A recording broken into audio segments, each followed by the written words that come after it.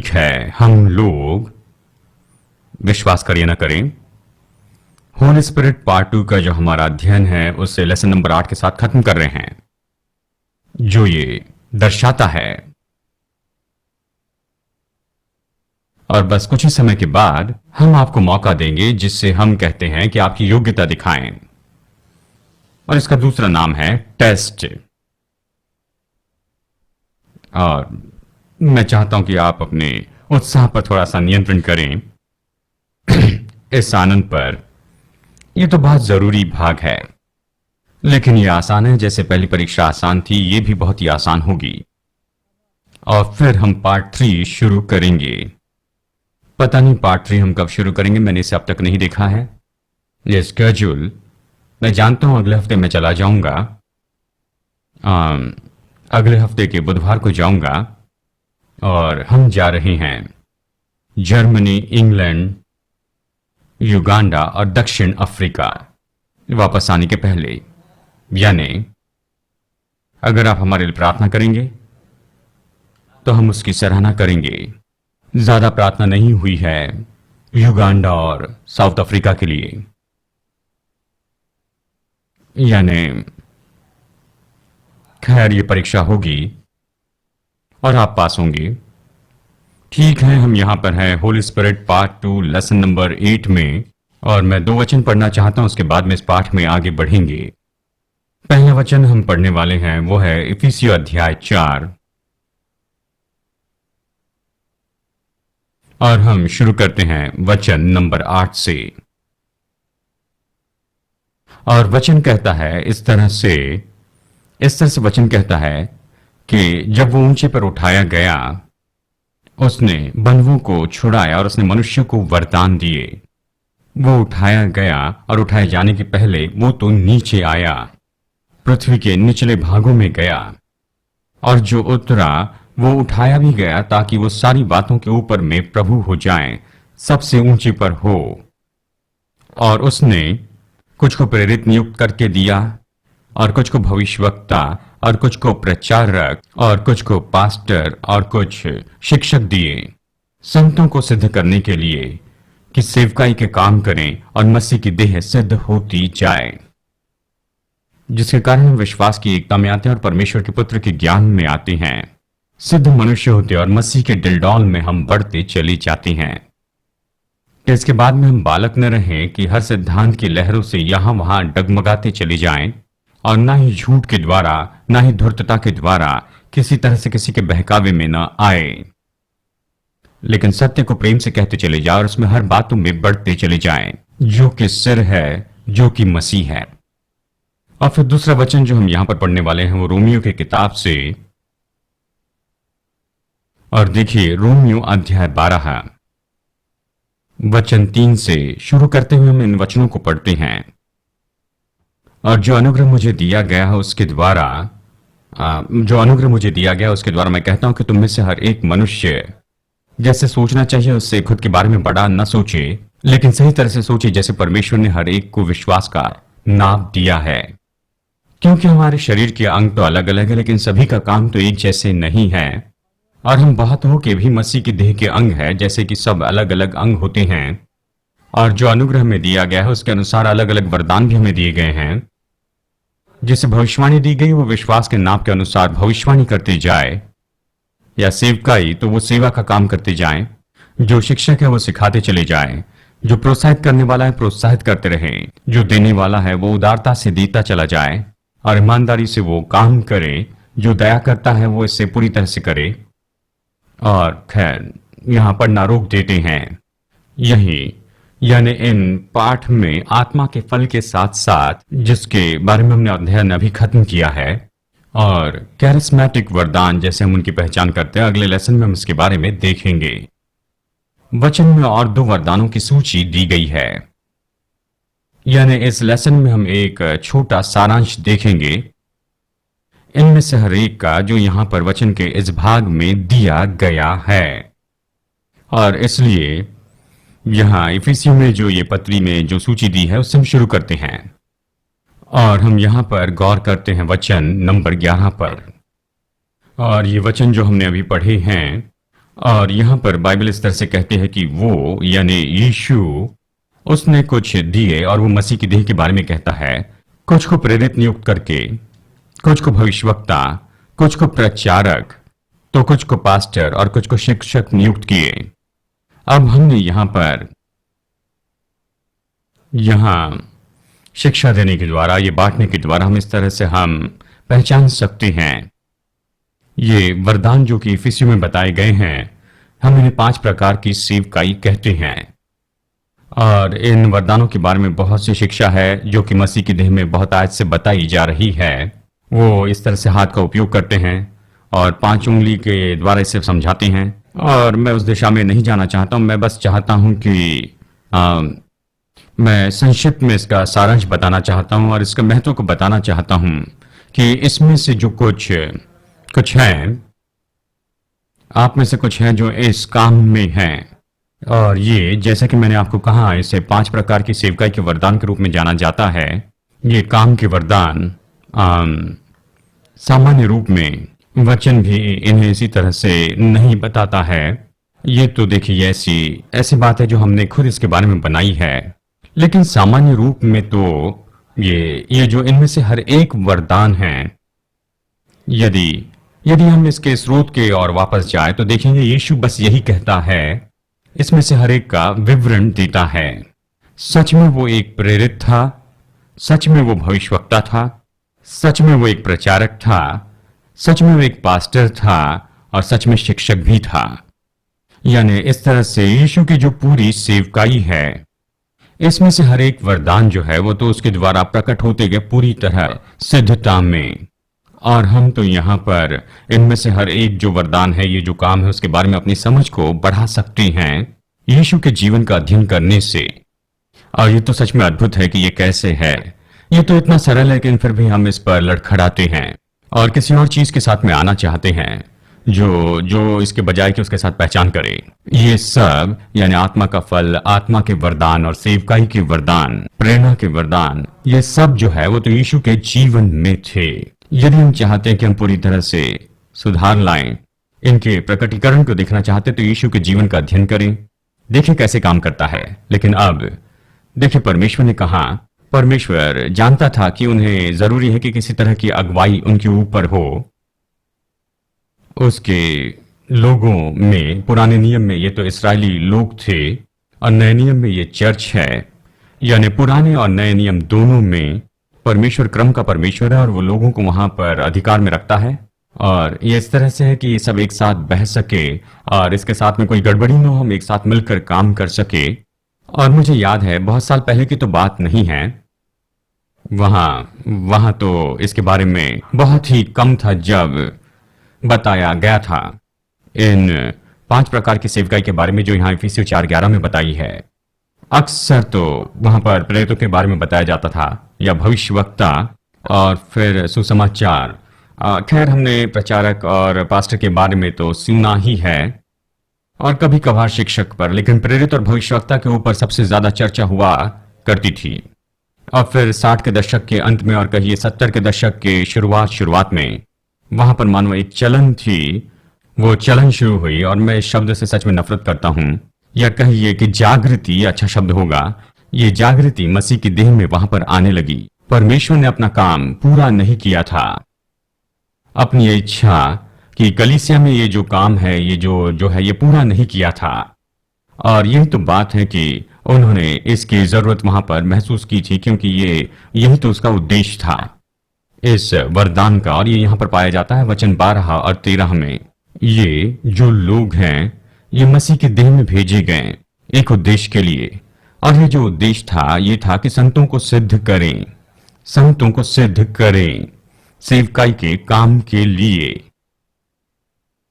और अगर आप इस वचन पर थोड़ा होमवर्क करें तो आप जानेंगे ये तो बिल्कुल ऐसे ही है जैसे हमारी मिलिट्री ऑर्गेनाइजेशन तो वो है जो उन लोगों को जो वहां पे उनको तैयार करती है उस एक ड्यूटी के लिए जो उन्हें आगे जाकर दी जाएगी। और इसलिए ये जो है, ये विश्वासियों को तैयार करने के लिए है। किस लिए? कि वो सेवकाई के काम कर सके। और ये आगे इस तरह से कहता है कि केवल उन्हें सेवकाई के कामों के लिए तैयार करना नहीं है, लेकिन उसके साथ ही मसीह की देह जो है वो उन्नति पाए, वो बढ़ती जाए, उन्नति पाए। और कितने समय तक उन्हें वहां पर काम करते जाना है। वचन 13 देखिए, जब तक कि हम विश्वास की एकता में न आए और उस ज्ञान को न पाए, परमेश्वर के पुत्र को ज्ञान को न पाए और पूरी तरह से उसके डिलडॉल में न बढ़ जाए, कि हम अब से बालक न रहे कि हर सिद्धांत की लहरों से डगमगाए। कितने लोग जानते हैं कि हम वहां नहीं पहुंचे हैं, और जबकि हम वहां पर नहीं पहुंचे हैं, इसका मतलब वहां पर एक जरूरत है कि ये वरदान या कहिए जो काम कि ये मसीह की देह में हो, और इन्हें पहचानना जरूरी है। लेकिन साथ ही जरूरी है कि ये बहुत ही व्यवहारिक हो। और आशा करता हूं कि मैं आपको बता सकूं कि मैं आपको क्या कह रहा हूं। यहां पर देखिए, मुख्य बात तो यह है, वचन स्पष्ट कहता है कि वो उन्हें मसीह की देह में रखता है। और जब वो मसीह की देह के बारे में कह रहा है तो वो उन सब के बारे में कहता है, हर एक व्यक्ति जो सच में नया जन्म पाया परमेश्वर की संतान है, और इसी से वो मसीह की देह में होते हैं, जिसके कारण कलीसिया बनती है, अगर हम इस शब्द का उपयोग कर सकते हैं। यानी पूरे संसार की कलीसिया, जो दूसरे शब्दों में पूरे संसार की कलीसिया, ये तो उन्हीं से बनी है जिन्होंने नया जन्म पाया है। और कलीसिया जो परिपूर्ण रूप में है, उसे ही तो मसीह की देह के रूप में जाना जाता है। और हम देखते हैं लोकल सभाएं जो कि वहां उसमें कैसे उसके स्वभाव का परिपूर्णता होती है। लेकिन हमें ये देखना है यहां पर वो क्या कह रहा है। यहां पर इन वरदानों में वो देह को एक बड़े रूप में दी गई है। जरूरी नहीं कि पूरी सभा में किसी एक व्यक्ति को ही दी जाए, और इसका उद्देश्य यही है कि आपको और मुझे विश्वासी के नाते ये तैयार करें कि बाहर जाकर ये सेवकाई के काम कर सकें। अब काफी समय तक ये वचन जो है, इन वचनों की ओर ध्यान नहीं दिया गया, इसकी ओर अनदेखा किया गया, बस प्रेरित भविष्यवक्ता और कई बार पास्टर की ओर ध्यान दिया गया। लेकिन देखिए, इस तरह से इसका विभाजन ये नहीं हुआ कि इन सब की जरूरत केवल इतने ही समय तक के लिए है और बाकी जो है उसकी ज्यादा समय तक जरूरत होगी। ये कहता है इन सभी की जरूरत है कि ये संतों को, विश्वासियों को तैयार करे कि वो सेवकाई के काम कर सके। अब जिस युग में मैं बढ़ा हूं, वहां पर ऐसी मनोदशा थी कि केवल वही जो सेवक है, केवल वही सेवकाई कर सकते हैं। और हमारे उस बंद वातावरण में खास करके केवल पास्टर ही होते थे और प्रचारक हुआ करते थे, और उसमें हम जोड़ते थे मिशनरी को साथ में। केवल वहीं जाकर सेवकाई का काम किया करते थे, और बाकी हम सब लोग, हम बस वहां पर आते थे, अपनी उपस्थिति दर्शाते थे और अपना जो पैसा ऑफरिंग प्लेट में डालते थे, कुर्सियां गर्म रखते थे। और बस इसी रवैये के कारण कलीसिया में जो कुर्सियां थी उन्होंने प्यू कहना शुरू किया। और आप में से कुछ लोग आज दोपहर के समय सोच रहे होंगे सच में बहुत ही अजीब है, और फिर लेकिन सामान्य रूप में बस यही तो हुआ। और मैं विश्वास करता हूं ये तो शैतान की अलौकिक योजना थी कि वो वहां पर आया और सामान्य रूप में मसीह की देह के 95% लोगों को वहां पर बेअसर कर दे। और फिर उसने क्या किया, यहां पर हम बस केवल इतने ही कम लोगों के ऊपर में गौर करते हैं, और पुराने जमाने के कुछ धार्मिक विचारधारा वाले लोगों ने उसे पकड़ लिया और उसके साथ दौड़े। और फिर अचानक वो ऐसे विचार, ऐसे शब्दों के साथ में आया, शायद आपने सुना, यानी वहां पर कुछ लोग जो याजक थे और वहां पर कुछ लोग जो विश्वासी थे, और ये दोनों कभी मिलने नहीं चाहिए। और इसके परिणाम में देखिए, जो मसीह की देह है उसमें से लगभग 95% तो बस पूरी तरह से कुछ भी नहीं करते हैं, और बाकी जो 5% है वो जिम्मेदार है कि वो सब कुछ कर ले। और ये ऐसी परंपरा थी जो हमने देखी, कई साल तक हमने देखी। और फिर चाहे जो भी कारण हो, मैं ये विश्वास करता हूं पवित्र आत्मा और परमेश्वर के मार्गदर्शन में उसने कुछ लोगों के कंधों पर हाथ रखा और कहा कि इसके बारे में क्या, तो फिर वो जानकारी लेने लगे। और फिर उन्होंने जाना कि आप जानते हैं कि हम सब लोग सेवकाई के काम करने के लिए तैयार किए गए हैं। हम विश्वास की एकता में नहीं आए हैं, मसीह के डिलडॉल में पूरी तरह से हम लोग नहीं बढ़े हैं। फिर भी हमें जरूरत है प्रेरित भविष्यवक्ता, प्रचारक, पास्टर और शिक्षक की। और फिर अचानक हमने इस पर चर्चा सुननी शुरू की, प्रेरित भविष्यवक्ता, प्रचारक, पास्टर और शिक्षक के बारे में। और फिर हम इस बात के लिए जाग गए और हमने देखा कि उनका उद्देश्य है कि सारे विश्वासियों को तैयार करें सेवकाई के कामों के लिए।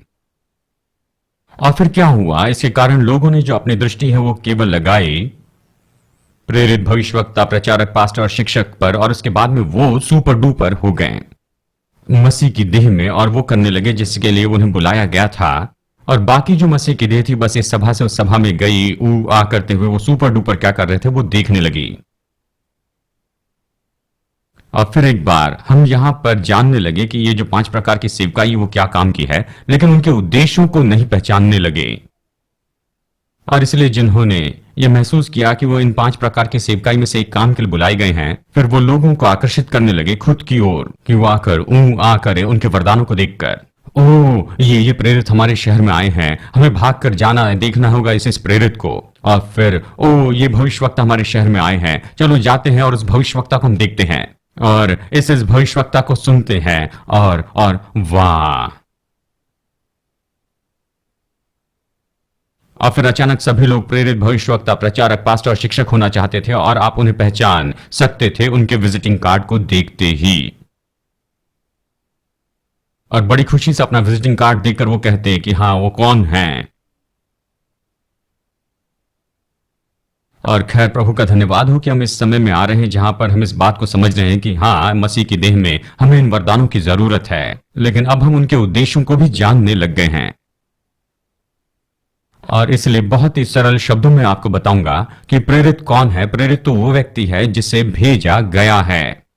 खास करके उनका उपयोग होता है कि वो जाकर कहीं पर जाकर सेवकाई को शुरुआत करने वाले हो जाएं।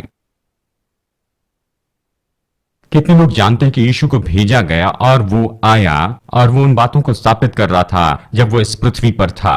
और फिर उसके बाद में सबसे अच्छा नए नियम का उदाहरण है प्रेरित के लिए, और वो उदाहरण है प्रेरित पौलुस। और अवश्य हम उसके बारे में पढ़ते हैं, देखते हैं कि उसने यात्रा की थी, और हम देखते हैं कि उसने कहां कहां यात्रा की थी। और फिर एक बार, और प्रेरित जो है वो मानो लगभग बिल्कुल वैसी है जिसे हम आधुनिक दिनों में मिशनरी के रूप में पहचानते हैं, और वो बिल्कुल लगभग एक समान है जिस काम के लिए उन्हें बुलाया गया था। लेकिन यहां पर यह एक ऐसी बात है जो फर्क लाती है। सच में बुलाया गया जो प्रेरित है वो मसीह की देह में स्वयं परमेश्वर उसे भेजता है, और उसका दिल तो यही होगा कि हम संतों को वो तैयार करें। हम बस जाकर और आ नहीं करते हैं इस प्रेरित के लिए, और हम तो सच में प्रेरित की जो सेवकाई है उसमें हम खुद को तैयार करते हैं। वो हमें प्रोत्साहित करता है कि हम जाएं। वो हमें तैयार करेगा कि हम निश्चय उस काम को पूरा करें, और निश्चय हम जाने वाले हो जाएं कि हम स्थापित करें और हम परवाह करें उस प्रभु ने जो कुछ भी कहा है उसको। और यही तो कहता है, उसने मसीह की देह में तैयार करने के लिए उसे भेजा है कि हम सेवकाई करें। या प्रेरित बस इसलिए भेजा गया है कि वो हमें योग्य बनाए कि हम प्रेरित के काम को करते चली जाएं, कि भेजा जाए और उस काम को पूरा करे। और निश्चय हम देखते हैं, और हम देखते हैं प्रेरित पौलुस और उसकी सेवकाई कैसे वो जाता है, अपने संग लोगों को ले जाता है कि वो जाकर कलीसिया स्थापित करता है, उनके साथ में संपर्क रखता है जिसे उसने स्थापित किया, और वो वहां पर उन लोगों की सेवकाई करता है। और उसके बाद में केवल इतना ही नहीं कि संतुष्ट हो, लेकिन वो और भी लोगों को भेजते रहता है। और फिर से एक बार ये नए नियम की कलीसिया का मिशन यही है, वो हमेशा यही है कि हम जाएं। और आधुनिक कलीसिया ने इसे पूरी तरह से बदल दिया, और वो उनका लक्ष्य यही है कि वो आए। क्या आपने कभी गौर किया? आओ और हमारे साथ में रहो और यहीं पर रहना, और कहीं जाने की हिम्मत नहीं करना, और अपने सारे दोस्तों को लाना। जबकि नए नियम का पूरा विचार कहता है कि जाओ। और ये सच में बड़ा आशीषित रहा कि हम संदेश सुने आर्थर ब्लेसेड का, जब वो कह रहे थे अपने संदेश में कि जाओ। और मैं सोच रहा था क्या मुझे वो संदेश सुनना चाहिए या नहीं। मैं सोचता हूं मेरे लिए ज्यादा दिन नहीं रहे कि मैं कहीं पर जा सकूं, लेकिन यही तो है जो परमेश्वर कहता है। और हमें ये समझना होगा कि जाने का मतलब यह नहीं कि हमें संसार के दूसरे कोने में जाना। इसका अर्थ हो सकता है कि पड़ोस में जाएं, इसका अर्थ हो सकता है सड़क पार करें, हो सकता है कि कमरे के उस पार जाएं। बस वो हमें यही बताने की कोशिश कर रहे थे कि हमें पूरी तरह तैयार होना है, और एक सच्चा प्रेरित है वो हमें प्रोत्साहित करेगा कि हम आगे बढ़े और हम जाते जाएं और लोगों को विश्वास में स्थापित करें और उन तक पहुंचे, उन लोगों तक जिन्हें जानना है। और फिर अवश्य ही भविष्यवक्ता, और निश्चय हम इसे देखेंगे जब हम आत्मा के वरदान देखेंगे और हम भविष्यवाणी के वरदान के बारे में देखेंगे। लेकिन हमें समझना होगा कि भविष्यवक्ता वो है जो परमेश्वर की ओर से सुनता है और हम पर घोषित करता है कि परमेश्वर उस समय क्या कह रहा है। और क्या आप जानते हैं कि ये बताना नहीं कि आप अपने जीवन में क्या करेंगे। बहुत से लोगों के दृष्टिकोण के विरुद्ध में है। जब भविष्यवक्ता आपसे कहता है तो आपको क्या करने के लिए तैयार करता है? वह आपको तैयार करता है कि आप परमेश्वर की सुने और परमेश्वर से जो सुना उसकी घोषणा करते जाएं। हमें जरूरी नहीं कि इस और उस भविष्यवक्ता के पास में भागते हुए जाए और कहें मुझे वचन चाहिए, वचन चाहिए। अगर ऐसा करते हैं तो सच्चे भविष्यवाणी का जो वरदान है उसका मजाक उड़ा रहे हैं। और नए नियम के भविष्यवक्ता की तुलना पुराने नियम के भविष्यवक्ता के साथ में नहीं करनी चाहिए। हम तो रह रहे हैं बिल्कुल अलग युग में, हम जी रहे हैं नई वाचा में। और परमेश्वर ने कहा कि नई वाचा में हम में से हर एक व्यक्ति परमेश्वर की वाणी को सुन सकता है और परमेश्वर की आत्मा की अगुवाई में चल सकता है, मार्गदर्शन पा सकता है। जरूरी नहीं कोई भविष्यवक्ता ही हो, यानी भविष्यवक्ता के पास में वो प्रेरणा के शब्द होंगे जो परमेश्वर चाहता है कि वो कहते जाए, और जो उस शब्द को सुनते हैं वो उन्नति पाए, सांत्वना पाए। लेकिन इसके साथ में वो हमें सिखाएगा कि हम कैसे परमेश्वर की सुने और वो बताएं कि उन्नति दे, वहां पर शिक्षा दे और शांति देने वाले संदेश बताएं। वो हमें तैयार करेगा कि हम इस काम को पूरा करें। केवल इसलिए नहीं कि लोगों को अपने पास इकट्ठा करें। बहुत साल पहले की बात है और अभी से होकर बहुत साल बीत चुके हैं, और वहां पर फिर से सच में कुछ हो रहा था। तरीका आया जहां पर मसीह की देह में यह तरीका आया जहां भविष्यवक्ता को बहुत ज्यादा उठाया गया, और ये ऐसी सेवकाई है जिसे इन दिनों में सभी को सुनना है, और सब लोग खुद को भविष्यवक्ता घोषित करने लगे। और ये भविष्यवक्ता तो बड़े लाभ में आए और वो ऊपर उभरने लगे, जबकि सच में वो जाकर कलीसिया में खड़े होते थे और पास्टर को सुधारते थे। और इस तरह की बकवास वहां पर हो रही थी और वो खुद को भविष्यवक्ता कहते थे, और सच में ये बेकार की बात थी। और एक बहुत ही विख्यात ऐसा समूह था, मैं उनकी जगह का नाम तो नहीं बताऊंगा, शायद आप उसे पहचानते होंगे। एक समूह जो एक शहर में उनका हेडक्वार्टर था, उनका बहुत ही सम्मान था और हर कोई उनके पीछे यहाँ वहां घूमता था, उनसे सुनना चाहता था। और फिर उनमें से एक मुख्य भविष्यवक्ता ऐसी शिक्षा लेकर आया जो कि सच में पूरी तरह से बेकार थी। यानी उस समय तो मेरी कलीसिया का एक आदमी, मैं उस समय पास्टर था, और वो इन सभी बातों में फंस गया। और उन्होंने मुझे बताया कि भविष्यवक्ता एक साथ इकट्ठे हो रहे हैं बस 60 किलोमीटर की दूरी पर, और क्या मैं उनके साथ में जाऊंगा? और उन्होंने कहा अगर मैं दिलचस्पी नहीं लेता हूं तो मैं गलती कर रहा हूं।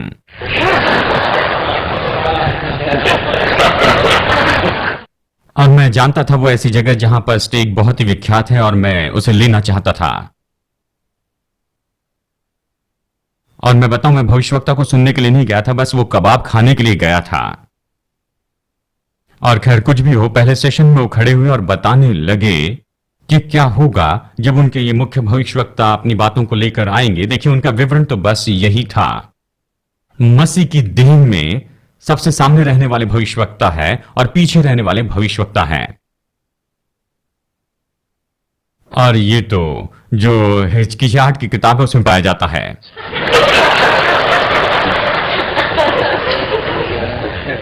और उनका विवरण यही था कि जो सबसे सामने में खड़ा रहने वाला भविष्यवक्ता है वो तो मसीह की देह को परिपूर्णता में भविष्यवाणी देता है, लेकिन जो पीछे रहने वाला भविष्यवक्ता है उसके पास में ऐसी गहरी बातें हैं कि उसे तो सामने वाले भविष्यवक्ताओं के लिए कुछ भविष्यवाणी करनी है और फिर वो उसे लेकर बचाएंगे और उसे थोड़ा सा मिलाएंगे ताकि सामने के लोग उस भविष्यवाणी को समझ सके। तो फिर उन्होंने वहां पर पीछे रहने वाले भविष्यवक्ताओं को सामने आने दिया।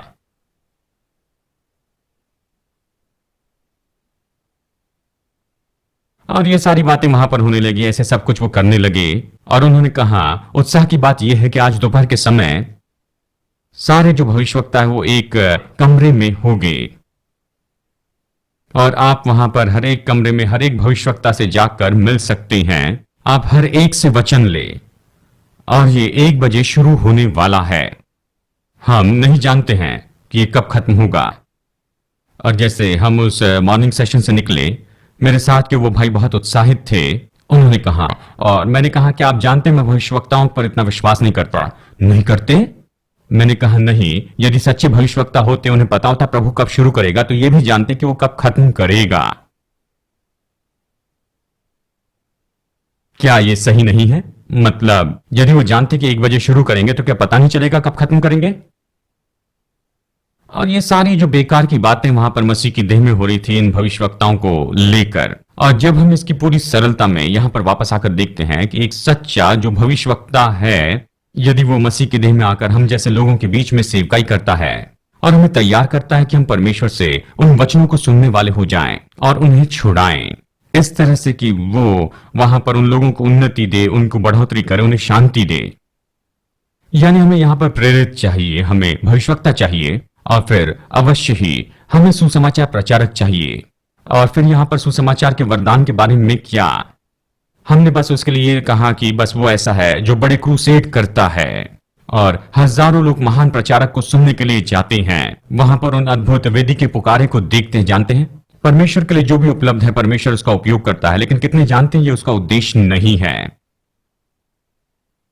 सुसमाचार प्रचारक को इस काम के लिए बुलाया गया है कि वो लोगों के समूह में आए और हमें जाकर सुसमाचार प्रचार करने के लिए तैयार करे। हेलो, क्या यहां पर ये इसी के बारे में कह रहा है? ये मसीह के देह में दिए गए हैं कि संतों को सेवकाई के काम के लिए तैयार करें।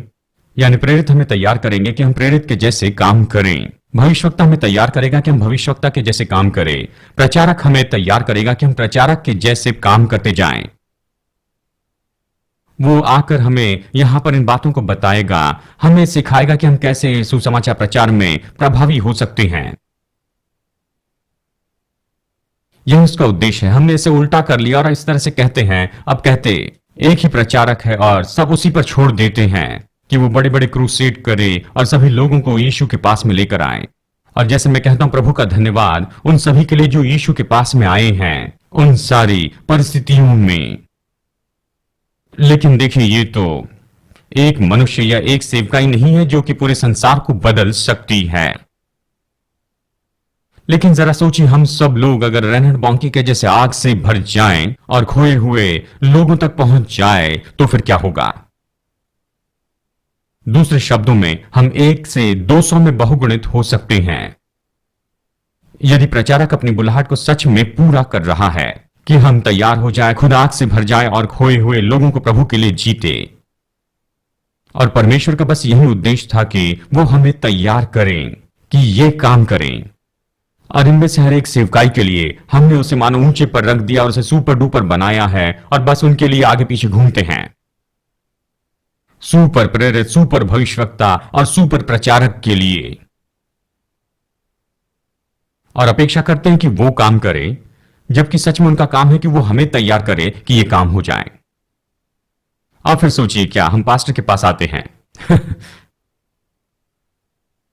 एक बार फिर देखिए, ऐसे लोग हैं, पूरे शहर में ऐसे लोग हैं जो यहां पर रविवार सुबह पुलपिट पर खड़े होते हैं और खुद को पास्टर कहते हैं, लेकिन देखा जाए तो सच में बहुत ही कम ऐसे पास्टर हैं। क्योंकि सच्चे मसीह की देह में भेजे हुए जो पास्टर हैं वो दूसरे लोगों को तैयार करेंगे कि हमारे पास में ऐसा दिल हो, ऐसी दिलचस्पी हो कि हम भेड़ों की परवाह करते रहें। देखिए कैसे बहुगुणित होते जाता है। लेकिन क्या होता है, हम एक व्यक्ति की ओर देखने लगते हैं कि बस पूरी भीड़ की देखभाल करे, जबकि ऐसा होना चाहिए कि वो भेड़ों को तैयार करे कि वो दूसरों की देखभाल करते जाएं। उन्हें तो हमें तैयार करना चाहिए कि हम लोगों तक पहुंचते जाएं, मसीह की देह में दूसरे लोगों की सेवा कर सके। आमीन। और फिर शिक्षक, हम आशीषित हैं। सच में हम यहां पर मसीह की देह में जो नियुक्त शिक्षक है उनके साथ में जुड़ते हैं, जो एक शिक्षक की भूमिका को पूरा कर रहे हैं और वो हमें शिक्षा देने के लिए तैयार कर रहे हैं। और यही तो पूरा उद्देश्य है जो यहाँ पर स्कूल में हो रहा है, जो कि हम आपको बता रहे हैं दूसरा तिमोथी 2:2 से, कि वो सारी चीजें जो परमेश्वर ने उनमें उंडेली है उससे लेकर ऐसे विश्वास योग्य स्त्री और पुरुषों को दे, ताकि वो आगे बढ़कर दूसरों को सिखा सके। और यही तो बिल्कुल सही काम है, यही सही तरीका है ये मसीह के देह में नियुक्त किए गए शिक्षकों का, कि हम बाकी लोगों को शिक्षा देने के योग्य बना सके। और जब हम देखते हैं इस 5 प्रकार की सेवकाई को, और हम उन लोगों को पहचानना शुरू करते हैं जो वो लाते हैं उसके द्वारा, वो फल जो वो उत्पन्न करते हैं, और क्या वो हमें तैयार कर रही हैं, क्या वो हमें योग्य बना रही हैं कि हम बाहर जाकर सेवकाई का काम कर सकते हैं। परमेश्वर यही तो कह रहा है, मैं नहीं चाहता कि केवल एक ही व्यक्ति इसके लिए जिम्मेदार हो, मैं चाहता हूं सब इसमें जुड़ जाएं। और इसलिए जैसे कि एक बुलाए गए सेवक के रूप में इस काम के लिए हम इस बात में दिलचस्पी लेते हैं कि आपको तैयार करें कि आप जाकर हमारे जो वरदान है उससे बहुगुणित करने वाले हो जाएं, और लोगों को केवल हमारे पास में जमा न करें कि और आकर के हमारे वरदान देखते जाएं। और जब ये सही तरीके से काम करता है तो बहुत ही अद्भुत है, और पूरी मसीह के देह पर इसका प्रभाव होता है, और देखिए पूरे संसार पर इसका प्रभाव होता है। वो आपको अपनी सीट पर से उठाकर इसमें जुड़ने लगा देते हैं, क्योंकि आपके पास में जगह है, आप तो सदस्य है मसीह की देह के, और हर एक अंग का अपना काम है। और ये केवल बैठना नहीं है और आर करना नहीं है, लेकिन देखा जाए तो अभी इस समय तक ज्यादा से ज्यादा सेवकाई जिन्हें हम जानते हैं वो बस यही तो करते चली जा रही हैं। आकर तुम मुझे सुनो, आकर मेरी सेवकाई में बो, आकर मुझे दो ताकि मैं जाकर दूसरे लोगों को लेके आऊं ताकि वो मुझे सुन सके। लेकिन जब हम सही होते हैं तो सेवकाई के सारे वरदान जो है ये तो बस बांटते जाना है, यह हमें योग्य बनाता है कि हम जाकर दूसरों को बांटते जाएं, और यह केवल उनके बारे में नहीं होगा। क्या आप देख रहे हैं कैसे काम करना चाहिए? और ध्यान दे, ये परमेश्वर है, जैसे वो चाहता है वो उन्हें वहां पर रखता है। ऐसा नहीं कि आप एक दिन जाकर यह निर्णय लेते हैं कि मैं प्रेरित हो जाऊंगा। और हर एक व्यक्ति जो अपने आप को पहचानता है कि वो इनमें से एक सेवकाई के वरदान में है, मैं चाहता हूं आप मुझे बताइए, मुझे अपनी बुलाहट के बारे में बताइए। परमेश्वर ने आपको कैसे बुलाया? जानते अगर वो सच में बुलाए गए हैं, वो उत्साह से आपको बताएंगे कैसे प्रभु ने बुलाया है। और जानते ये ऐसा नहीं होगा किसी डिनोमिनेशन ने उन्हें नियुक्त किया है, या किसी कमेटी ने उन्हें नियुक्त किया है, या फिर वो करिश्मा मैगजीन के पीछे के पन्ने पर जाकर ऑर्डर किए हैं। परमेश्वर मसीह के देह में उन्हें रखता है, और जब उन्हें रखता है तो उन्हें जानना है कि उन्हें रखा गया है। तो मैं उनसे पूछता हूं, प्रभु ने आपको कब नियुक्त किया? अपने अनुभव के बारे में बताइए, अपनी बुलाहट के बारे में बताइए। और सभी लोग जो हैं वो इन 5 के लिए नहीं बुलाए गए हैं, केवल कुछ ही हैं। लेकिन हम सब लोग इस काम के लिए बुलाए गए हैं कि हम इसे लेकर जाएं, जैसे ये 5 हमें तैयार करते हैं। आमीन। चलिए आगे बढ़ना है। और फिर अगली सूची जो हम देखते हैं जो पाई जाती है रोमियो अध्याय 12 में, और इसे कहा जाता है मनुष्यों के द्वारा। और मैं इसकी पहचान करवा के देना चाहता हूं, लेकिन इससे ये ऐसे वरदान हैं जिन्हें कहा जाता है बुनियादी या प्रोत्साहन के वरदान। और निश्चय इसका गलत उपयोग किया गया है, और बहुत से लोगों ने साइकोलॉजिकल एग्जाम तो दी है, और आपने ये जाना है कि आपके प्रोत्साहन के वरदान कौन से हैं।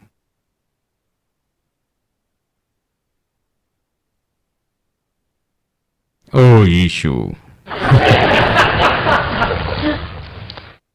और हर एक विश्वासी को, हर एक व्यक्ति को ये वरदान दिए गए हैं, जिसे मैं सामान्य रूप में बुनियादी ऐसे वरदान कहता हूं, क्योंकि ये तो ऐसे हैं जिसमें दूसरे अक्सर काम करते जाते हैं। हर एक व्यक्ति को इनमें से एक दिया गया है जब आप नया जन्म प्राप्त करते हैं। यहां पर 7 बताए गए हैं, और मसीह को इन सभी की जरूरत है ताकि परिपूर्णता को, कि यहां पर मसीह यीशु की जो देह है वो परिपूर्णता को पा सके। और आप देखेंगे कि ये सभी 7 आपके जीवन में काम कर रहे हैं, लेकिन इनमें से एक जो है जो सबसे ऊपर होता है। अब मैं आपको बताऊं, इसमें काम करना बहुत ही आसान है, इसके बजाय कि आप इसको पहचानने लगें। आप नहीं देखते कि नए नियम की कलीसिया में वहां पर विश्वासी बैठकर कह रहे थे, हां तुम्हारा वरदान क्या है? क्या तुमने वो टेस्ट लिखी है? क्या तुम जानते हो, नहीं, ऐसा है जो आपको काम करने लगाता है, कि प्रोत्साहित करे और आगे बढ़कर वो कहता है कि कुछ कुछ को दिए गए हैं भविष्यवाणी की बातें। और ये क्या करती है, अलौकिक योग्यता है कि उद्देश्यों को वो पहचान ले। और आप में से कुछ, ये ऐसा नहीं कि बस खड़े होकर भविष्यवाणी करे, ये ऐसे वरदान है जिसके कारण आप उद्देश्यों को जान सकते हैं। लोगों के उद्देश्यों को जानते हैं, कितने लोग जानते हैं, इसे समझना बहुत जरूरी है। आप इसे क्यों करते हैं, और परमेश्वर जो है अलौकिक रूप में आप पर प्रकट करेगा कि उनका उद्देश्य क्या है। और ये तो मसीह की देह के लिए मानो एक सुरक्षा की बात है, लेकिन साथ ही मसीह की देह को प्रोत्साहित करती है, और इसके साथ ही सेवकाई। खैर, मैं आपको बताऊं, सेवकाई जो है ये तो बस सेवा करने के लिए एक शब्द है, और सेवा करना मतलब सेवकाई करना और मसीह की देह की जो व्यवहारिक जरूरत है उसे पूरा करना। आप जानते हैं, जब मैं पास्टर था वहां पर मेरे पास 2 या 3 लोग थे जो हर हफ्ते लगभग मेरे पास में आकर ये कहते थे कि हाँ, इसकी ये जरूरत है, उनके घर में या उनकी कार में इस तरह की समस्या है। और अब जानते हैं ये क्या है, ये तो सेवा करने का वरदान है, ये एक सेवकाई है, और वो प्रकट होता है। मैंने ये नहीं कहा कि ओ मैं ये वरदान को जान गया हूं, हम इसे करेंगे, नहीं। देखिए, ये तो उनके अंदर की स्वाभाविक इच्छा थी जो अपने आप उनके अंदर से काम कर रही थी कि वो जाकर किसी की मदद कर सके, व्यवहारिक रूप में मदद कर सके। और फिर शिक्षा, अवश्य ये तो सत्य प्रकट करना है। और आप में से कितने लोग ऐसी जगह पर रहे हैं और आप वहां पर लोगों की सुनते हैं, और आपके अंदर मानो कुछ उभर कर आता है और आप उन्हें वहां पर सत्य बताना चाहते हैं। और आप इसीलिए उन्हें बताना चाहते हैं क्योंकि आप सत्य बताना चाहते हैं, और फिर उसके बाद में प्रोत्साहित करना, लोगों को आप प्रोत्साहित करते हैं, उन्हें उत्साहित करते हैं कि परमेश्वर के साथ आगे बढ़े, प्रोत्साहित करते हैं, कहते हैं तुम ये कर सकते हो, आगे बढ़ो, इसकी कोशिश करो और आगे बढ़ते जाओ। और फिर देखिए, ऐसे अचानक लोग होते हैं और उसके बाद में देना, वाव, ये एक है जो, देखिए, इसके अंदर कुछ ऐसा होता है कि बस आप कुछ देखते हैं और आप देना चाहते हैं, आप किसी की मदद करना चाहते हैं, कुछ करवाना चाहते हैं, और आप तो बस दूसरों को देने के लिए उत्साहित करना चाहते हैं। लेकिन ये तो अलौकिक वरदान है, और मैं ऐसी सभाओं में गया हूं जहां ये देने का जो वरदान है सच में बहुत ही वहां पर प्रकट हुआ, और ये तो बहुत ही अद्भुत था। लेकिन फिर मैं ऐसी भी सभाओं में था जहां पर केवल ये उकसाना ही था। जानते हैं, इसमें बड़ा फर्क होता है। और फिर अधिकार करना, यानी ये तो ऐसे लोग हैं जो हमेशा ऑर्गेनाइज करते हैं और फिर लक्ष्य निश्चित करते हैं और इसे पूरा करना चाहते हैं। और यहीं पर आप इसे देखते हैं, जब भी हम किसी तरह का कोई प्रोग्राम आयोजित करते हैं तो वहां पर कोई ना कोई कदम बढ़ाकर आता है, बताता है कि हम किस तरह से इसका आयोजन कर सकते हैं। ये क्या है, ये तो उनका वरदान है। और फिर दया, ये महसूस करने वाला है। मसीह की देह में हमेशा आप पहचान लेते हैं जब कभी कोई भी चोट खाता है और आप उनके पास में जाना चाहते हैं, आप उनकी मदद करना चाहते हैं, उन्हें प्रोत्साहित करना चाहते हैं, और आप लोगों के दर्द को वहां पर महसूस करते हैं। और कुछ है जो आपको प्रोत्साहित करता है और आप उसके बारे में कुछ करना चाहते हैं।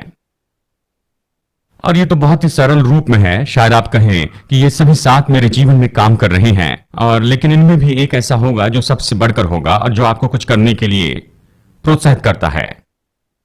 जरूरी नहीं कि बहुत ही उलझा हो, बहुत ही गड़बड़ी वाला हो। और जानते हैं कि हमें बस केवल ये कहते चले जाना नहीं है, लेकिन हमें वचन में देखना है। और इन सारे टेस्ट में, इन साइकोलॉजिकल टेस्ट में हम ये देखना चाहते हैं कि आप किस तरह के व्यक्ति हैं और आपके वरदान क्या हैं, जानते हैं। और बहुत से लोग इसे देखते होंगे, लेकिन मैं इसके अंदर कोई वचन का मूल्य नहीं देखता हूं। आप में से बहुत से लोग तो स्वाभाविक में जो है उसी के अनुसार चले जाते हैं, आत्मा में है वैसे नहीं। तो फिर चलिए जल्दी से देखिए, योग्यता और वरदान, इन दोनों में फर्क क्या होता है। देखिए, यहां पर मत्ती 25 ये योग्यता के बारे में कहता है, और ये तो ऐसे योग्यता के वरदान है जो हमारे साथ जन्म से ही होते हैं।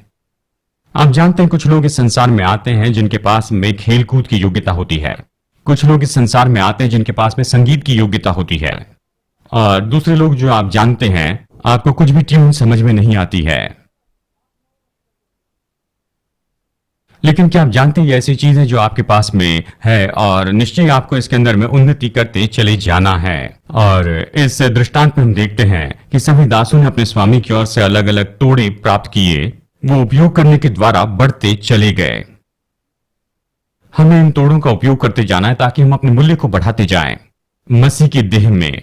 और फिर ये वरदान हैं। ये वरदान भी हम में से हर एक को समान रूप में दिए गए हैं जब हमने नया जन्म प्राप्त किया। जैसे हम इस दृष्टांत में देखते हैं कि उन्हें सबको एक एक दिया गया, लेकिन उन्होंने उसके साथ क्या किया। जैसे हम परिपक्व होते हैं, मसीह की देह की जरूरत पूरी करते हैं, हमें इन वरदानों का उपयोग करते जाना है कि मसीह की देह बढ़ती जाए। और फिर अंतिम भाग है कि इसे नहीं जानते हैं, इसके कारण पाप है। अगर किसी के जीवन में पाप है तो वो इसे खो देता है और इन बुनियादी वरदानों के साथ उसे जैसा जीना है वैसे नहीं जीता। और मसीह की देह में जुड़े नहीं होने के कारण अगर कोई सदस्य मसीह की देह में जुड़ा हुआ नहीं है, यदि वो कलीसिया में जाकर नहीं जुड़ता है, तो मसीह की देह में अपनी जगह को नहीं जान पाता है। और फिर आखिरी है दूसरों के अनुसार करते जाना, किसी और के वरदान की नकल करना। इसके कारण आपके वरदान में उन्नति में रुकावट होती। आप बहुत ही अलग व्यक्ति है, व्यक्तिगत रूप में परमेश्वर ने आपको वरदान दिया है और अपने वरदान को आप बढ़ाते जाए, किसी की नकल करने की कोशिश मत कीजिए। आमीन। और बस मैं इतना ही कहना चाहता हूं।